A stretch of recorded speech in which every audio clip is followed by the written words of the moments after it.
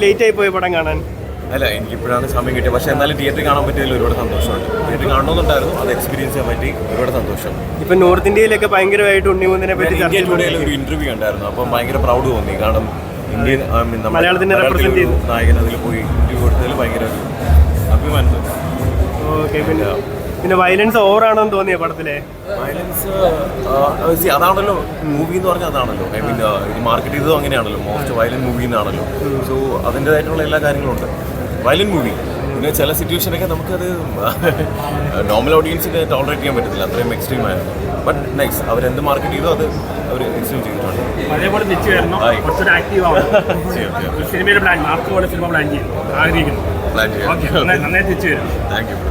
അതേപോലെ റോബി ബ്രോയുടെ കല്യാണം ഉടനെ ഉണ്ടാവും ഇങ്ങനെ പറയുന്നത് നെക്സ്റ്റ് മന്ത്.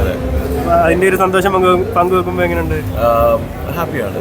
കല്യാണം സന്തോഷമായിട്ടുള്ളൊരു കാര്യമാണല്ലോ.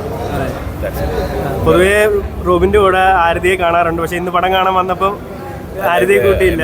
ഇതൊരു വൈൽഡ് മൂവി അല്ലേ, സോ അതുകൊണ്ട് പിന്നെ ഞങ്ങള് ബ്രദറും പിന്നെ ഫാദറൊക്കെ വന്നത്. ഓക്കെ. ഇപ്പം ഈ റോബിനാണെങ്കിൽ ഇപ്പം ഈ ബിഗ് ബോസിന് ശേഷം ഇപ്പൊ കുറെ മാറ്റങ്ങൾ സ്വയം വന്നിട്ടുണ്ട്. അപ്പം മാറ്റം വന്നത് അതായത് ഇപ്പൊ ഈ പറയുന്ന കുറച്ച് ലൗഡായിരുന്ന റോബിൻ ഇപ്പൊ കുറച്ച് സൈലന്റ് ആയി. അത് സ്വയമേ സൈലന്റ് ആയതാണോ അല്ലെങ്കിൽ എന്താണ്? അല്ല, ലൗഡ് ആവേണ്ട സമയത്ത് ലൗഡായി, സൈലന്റ് ആവേണ്ട സമയത്ത് സൈലന്റ് ആവും. അപ്പൊ സംതിങ് ഈസ് പ്ലാനിങ്, ബാക്ക്ഗ്രൗണ്ടിൽ എന്തെങ്കിലും ഒക്കെ പ്ലാൻ ചെയ്യുന്നതുകൊണ്ടാണോ ഇപ്പൊ ഇങ്ങനെ സൈലന്റ്? നമുക്കെല്ലാം ഓരോ ലക്ഷ്യങ്ങളുണ്ടാവുമല്ലോ, അതിലേക്ക് എത്താൻ വേണ്ടി ട്രൈ ചെയ്യുന്നു, അത്രേ ഉള്ളൂ. ഇനി ലൗഡിന്റെ ആവശ്യമില്ല. അതെ. ഇപ്പൊ ബാക്ക് എൻഡിൽ സിനിമ എന്തെങ്കിലും വർക്ക് ചെയ്യുന്നുണ്ടോ? ഇപ്പൊ ഗ്രാജുവലി ഉള്ളൂ, പയ്യെ ചെയ്യുന്നുള്ളൂ. എന്തായാലും ഒരു പടം ചെയ്യണമെന്നുണ്ട്, അത് പയ്യെ ചെയ്യാമെന്ന് വിചാരിച്ചു. കാരണം റോബിന്റെ പ്രേക്ഷകര് സിനിമ അനൗൺസ് ചെയ്തപ്പോൾ തൊട്ട് കാത്തിരിക്കുവാണ് സിനിമ ഇറങ്ങണം. എന്തായാലും ഒരു പടം ചെയ്യും ഉറപ്പായിട്ട്. ചെയ്യത്തില്ല എന്ന് പറഞ്ഞിട്ട് ചെയ്യുമ്പോഴാണല്ലോ അതിന്റെ ഒരു. അതെ. അല്ലെങ്കിലും കാത്തിരിക്കുന്ന ആരാധകർക്ക് എന്താണെങ്കിലും റോബിന്റെ പടം ബിഗ് സ്ക്രീനിൽ കാണാനൊരു ആഗ്രഹമുണ്ട്. ചെയ്യും. അതപ്പം നല്ലൊരു സ്റ്റോറി, നല്ലൊരു എന്താ പറയുക സ്ക്രിപ്റ്റ്, നല്ലൊരു രീതിയിൽ ടെക്നീഷ്യൻസിന്റെ അണ്ടറിൽ ചെയ്യണമെന്നുണ്ട്. അതിപ്പം സ്വന്തമായിട്ട് തന്നെ ഒരെണ്ണം ചെയ്യും. പിന്നെ മറ്റെന്തെങ്കിലും വിശേഷങ്ങൾ എന്താണ് ഇപ്പം നമ്മളോട് എക്സ്ക്ലൂസീവായിട്ട് പറയാൻ പറ്റിയ? പിന്നെ എന്താ പറയുക, ഇപ്പോൾ സോഷ്യൽ മീഡിയയിൽ തന്നെ ഇപ്പം കമൻറ്റ്സ് ആണെങ്കിലും ഈ പറഞ്ഞ കണക്ക് പല വിവാദങ്ങളും ഇപ്പം നടക്കുന്നുണ്ടല്ലോ. സോ അതിൻ്റെ ഒരു കൺട്രോൾ എന്തായാലും നമ്മൾ ഗവൺമെൻറ് കൊണ്ടുവരണമെന്നൊരു ആഗ്രഹമുണ്ട്. കാരണം ആർക്കും എന്ത് ഫേക്ക് ഐ ഡിയും ക്രിയേറ്റ് ചെയ്തിട്ട് ആരെയും എന്തും പറയാമെന്നുള്ളൊരു കാര്യമുണ്ട്. സോ അത് അനുവദിക്കാൻ പാടില്ലാത്തൊരു കാര്യമാണ്. അതിൽ കുറച്ച് റെസ്ട്രിക്ഷൻ കൊണ്ടുവരണമെന്നൊരു ആഗ്രഹമുണ്ട്. അത് നമ്മുടെ ഗവൺമെൻറ് തന്നെ തീരുമാനിക്കണം, അല്ലേ? ആരെയും കയറി എന്തും പറയാനുള്ള ഹെൽത്തി ക്രിറ്റിസിസം ഓക്കെയാണ്, പക്ഷേ ഇതേപോലെ നെഗറ്റീവ് കമൻറ്റ്സ് ഇടുന്ന ചീത്ത വിളിക്കുന്ന ആൾക്കാരൊക്കെ ഉണ്ടെങ്കിൽ അത് ഒബ്വിയസ്ലി റെസ്ട്രിക്ട് ചെയ്യണം.